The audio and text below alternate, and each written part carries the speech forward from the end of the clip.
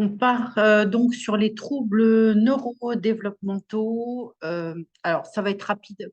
Tout simplement, je vais vous dire pourquoi ça va être rapide. Parce que ce sont pas des gens, ce sont pas des personnes ni des enfants que je reçois en cabinet. Alors, déjà, d'une part, parce que je ne reçois pas d'enfants en cabinet, ou très très peu.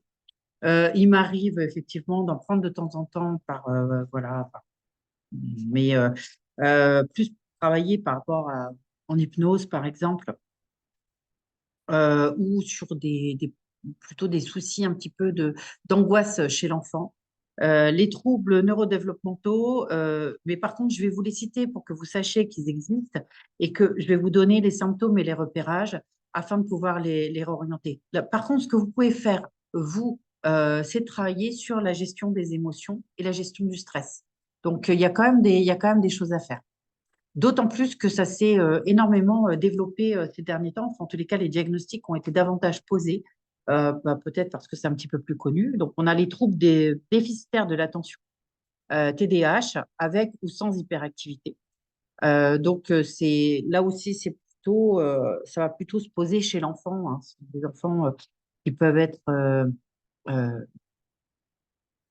voilà, comment dire, j'essaye d'utiliser le bon mot, ça va être difficile de les canaliser en fait. Il va y avoir une soif souvent d'apprendre et puis il va y avoir aussi une difficulté dans les interactions sociales.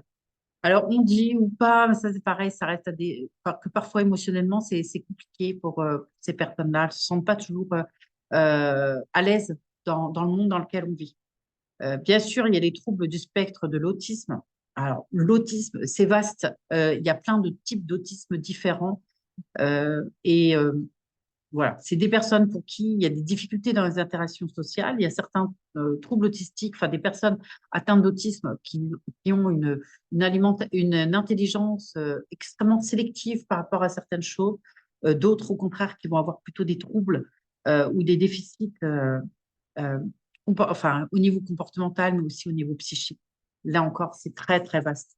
Euh, ah, Si jamais on vous amène un enfant et que vous voyez qu'il n'y a pas un comportement normal, de toute façon, il faut réorienter, même si la personne a déjà vu des psychiatres, ou pédopsychiatres, vous pouvez réorienter vers des neuropsy, par exemple.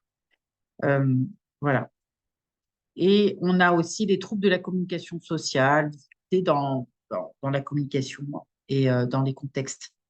Voilà. Ce qu'il faut retenir, c'est que ce sont des personnes qui ont énormément de mal. Alors, on a aussi, je ne sais pas si ça rentre mais je pense, on va l'aborder, c'est pas grave, tout ce qui va être HPI. Donc, il y en a de plus en plus, il faut le savoir.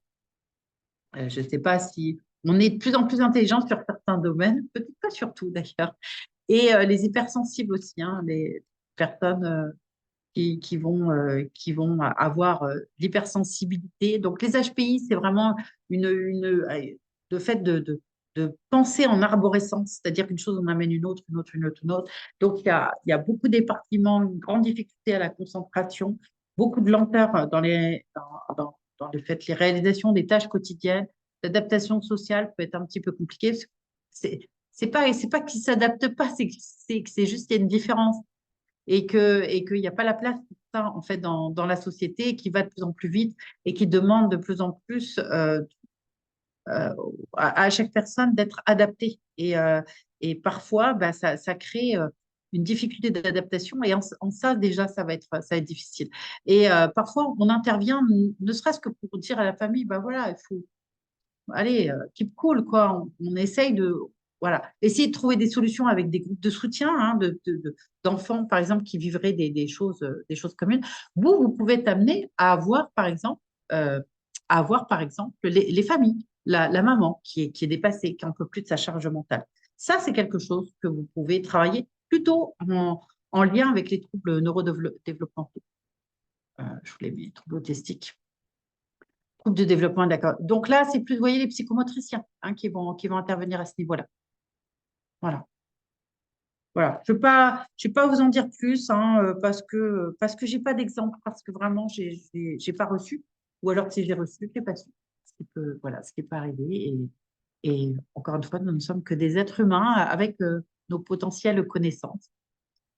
Et si jamais bah, vous êtes formé ou que vous-même, de par votre contexte familial et social, vous avez acquis des connaissances, eh bien, ça peut être un bon moment, si vous connaissez bien ce type de pathologie, ça peut être vraiment chouette pour pouvoir orienter des personnes vers les bonnes personnes. Et pourquoi pas venir en support par rapport à tout ce qui va être émotionnel ou aussi, encore une fois, par rapport au trauma.